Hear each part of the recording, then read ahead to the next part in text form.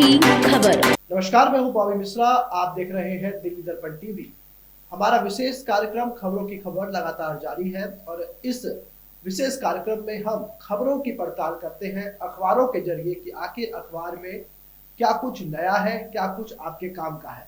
हमारे साथ स्टूडियो में बातचीत करने के लिए सीनियर जर्नलिस्ट चरण सिंह राजपूत भी मौजूद है। सर, शुरुआत कर लेते हैं पहले हेडलाइन से। दैनिक जागरण की खबर यदि हम देखें तो आतंकवाद के मुद्दे पर मोदी और बाइडेन ने पाकिस्तान को दी कड़ी हिदायत। लगातार प्रधानमंत्री का विदेश दौरा दैनिक जागरण कवर कर रहा है और सबसे बड़ी बात है कि हमेशा विज्ञापन से कवर रहने वाला दैनिक जागरण अखबार आज नरेंद्र मोदी के विदेश दौरे के लिए उस विज्ञापन को भी नजरअंदाज कर रहा है। नरेंद्र मोदी के दौरे के हम मतलब ही आप विज्ञापन ही मान के चलिए। जागरण जो है वो तो उसका यदि आप खबरें देखेंगे तो ऐसा लगता है जैसे भारतीय जनता पार्टी का मुखपत्र हो। आप अभी जो है आप हम दोनों बैठे हुए देख रहे थे कि जनहित की कोई खबर जागरण में हमें नहीं दिखाई दी।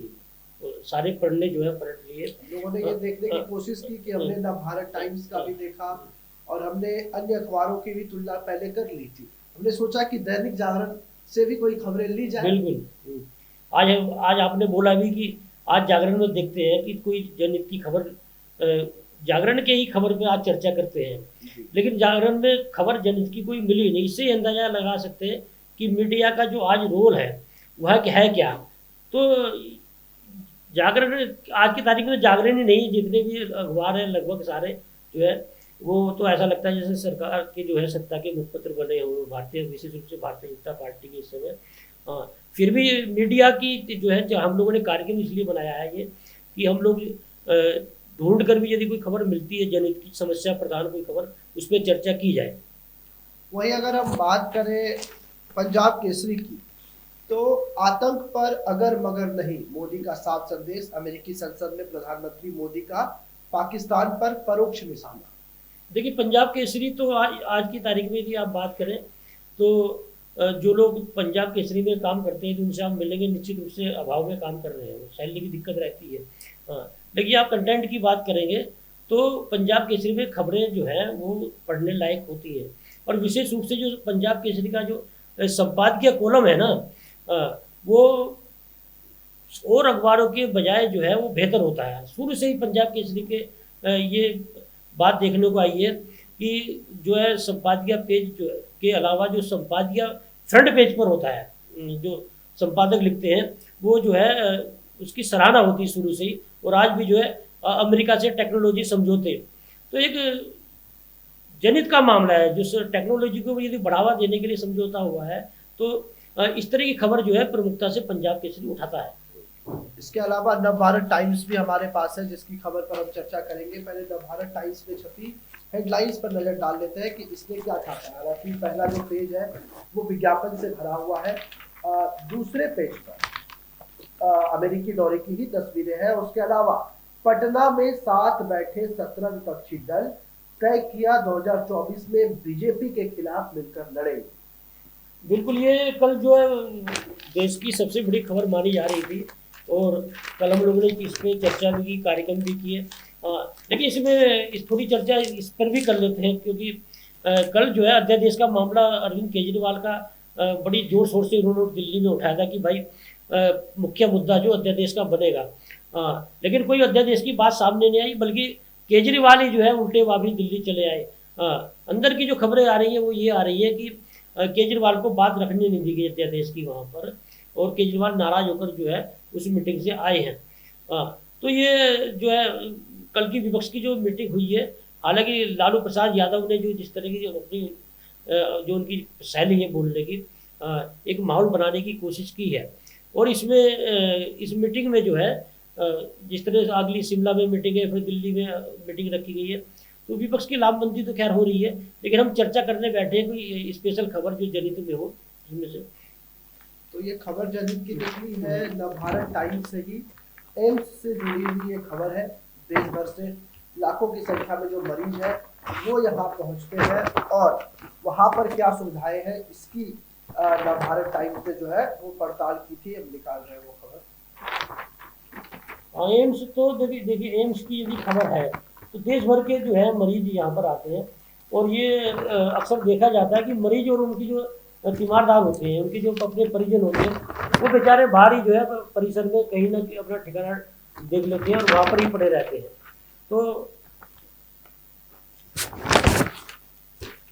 खबर जो है ये लिखा है राहुल आनंद ने, जब भारत टाइम्स के रिपोर्टर है राहुल आनंद, इन्होंने हेडलाइन दी है, भीषण गर्मी में एम्स में शटल का इंतजार करते हैं मरीज, फ्री शटल सेवा की कमी का फायदा उठा रहे प्राइवेट ऑटो वाले, धड़ल्ले से पैसे लेकर परिसर में मरीज तीमारदार को ले जा रहे हैं।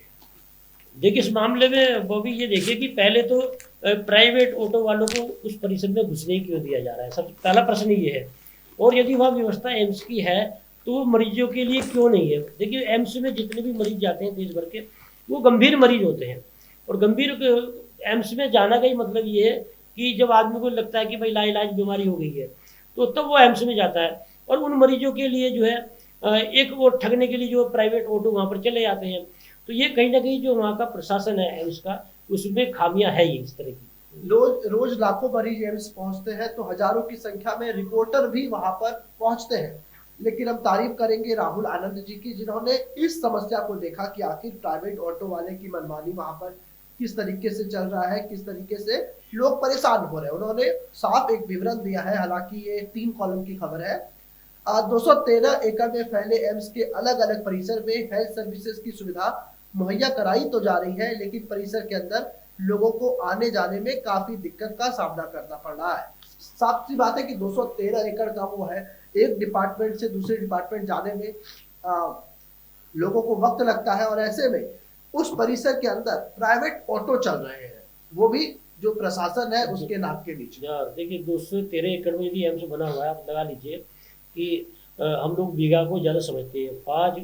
1 एकड़ में 5 बीघा होते हैं। आप समझ लीजिए कि 2000 से ऊपर जो है 2065 जो है बीघा की जमीन में जो है एम्स बना हुआ है। तो निश्चित रूप से वहाँ एक जगह से दूसरी जगह जाने के लिए एम्स को व्यवस्था करनी चाहिए। हालांकि दावा भी करते हैं वो लोग, लेकिन यदि प्राइवेट वहाँ पर जो है 3 व्हीलर है, टेम्पो है वहाँ पर, तो कहीं ना कहीं जो है वहाँ का जो प्रशासन है उनकी मिली भगत से ये 3 व्हीलर वहाँ पर चल रहे होंगे। और बेचारे जो मरीज है दूर दराज से आते हैं, वैसे उनका बहुत खर्चा होता है कि आप देख लीजिए 4-5 लोग भी उनके साथ में होंगे, तो खाने का उनका जो है और दवाइयों का और भी जो खर्चे होते हैं वो तो होते ही है। और बेचारे इसे एम्स में भी एक जगह से दूसरी जगह जाने के लिए उसमें भी वो लोग ठगे जाते हैं निश्चित तौर पर। और इसी गर्मी को देखते हुए कि किस तरीके से भीषण गर्मी भी पड़ रही है, लोग थोड़ी दूरी भी पैदल जाने से कतराते हैं। वो सोचते हैं सुगम रास्ते के लिए यदि कोई व्हीकल उन्हें मुहैया करा दिया जाए तो ये बेहतर होगा। तो राहुल जी ने ये खबर लिखी है। यदि आप भी पत्रकारिता कर रहे हैं और आप चाहते हैं कि आपकी खबर हमारे इस कार्यक्रम का हिस्सा बने, तो आप हमारे मेल ID info.delhidarpan@gmail.com पर अपनी खबरें भेज सकते हैं और उस खबर को हम प्राथमिकता से इस कार्यक्रम में दिखाएंगे। हाँ देखिए अभी भी जो है इस मीडिया का जो व्यवसायीकरण हुआ है, इस दौर में भी अच्छे पत्रकार हैं। देखिए यदि आप देखोगे नॉर्मली राजधानी में कोई बहुत बड़ी खबर नहीं है, लेकिन पत्रकार वो होता है कि खबर उठा लेता है। इन्होंने देखा वहाँ पर कि साहब मरीजों को इतनी गर्मी, भीषण गर्मी आप देख लीजिए, वो बस में एक स्वस्थ आदमी के लिए भी दिक्कत हो जाती है कि वहाँ पर यदि एक जगह दूसरी जगह मरीजों को जाना है तो वहाँ व्यवस्था नहीं प्रशासन की, और ऊपर से जो है 3 व्हीलर वाले जो है प्राइवेट वो ठगने के लिए आ जाते हैं। तो देखिए बड़ी खबर बनाई इन्होंने, और इस तरह की खबरों को हम लोग निश्चित रूप से प्राथमिकता देंगे। और जो हमारे दूसरे पत्रकार साथी हैं, हम उनसे भी अपील करते हैं कि इस व्यवसायीकरण के दौर में भी कुछ जनहित की खबरें निकाली जाएं जिससे लोगों का फायदा हो। और पत्रकारिता तो किसी दौर में यही माना जाता था कि किसी पत्रकारी कलम उठती थी तो वो जनहित को लेकर ही उठती थी, या किसी कोई बड़ी समस्या उसको लेकर उठती थी। और आज के जो ये दौर चला है कि अधिकतर पत्रकार देखते हैं भाई इस खबर से मेरा क्या फायदा होगा। खबर से फायदा होना चाहिए जनता का, खबर से फायदा होना चाहिए समाज का, खबर से फायदा होना चाहिए देश का, वो खबर मानी जाती है। तो यदि इस तरह की खबरें और भी आएंगी तो निश्चित रूप से हम लोग उस पर चर्चा करेंगे ही। निश्चित तौर पर हमारा चर्चा जो है लगातार जारी है। ऐसी खबरों को हम प्राथमिकता से दिखाते हैं और विभिन्न अखबारों के बीच एक तुलनात्मक विश्लेषण भी होता है कि आखिर आज के दौर में पत्रकारिता किस ओर जा रही है। फिलहाल इस कार्यक्रम में इतना ही। दिल्ली एनसीआर की खबरों के लिए देखते रहिए दिल्ली दर्पण टीवी। लेटेस्ट खबरों के लिए सब्सक्राइब करें हमारा YouTube चैनल या फिर लॉग ऑन करें www.delhidarpantv.com। खबरों की कवरेज और विज्ञापनों के लिए संपर्क करें इस नंबर पर।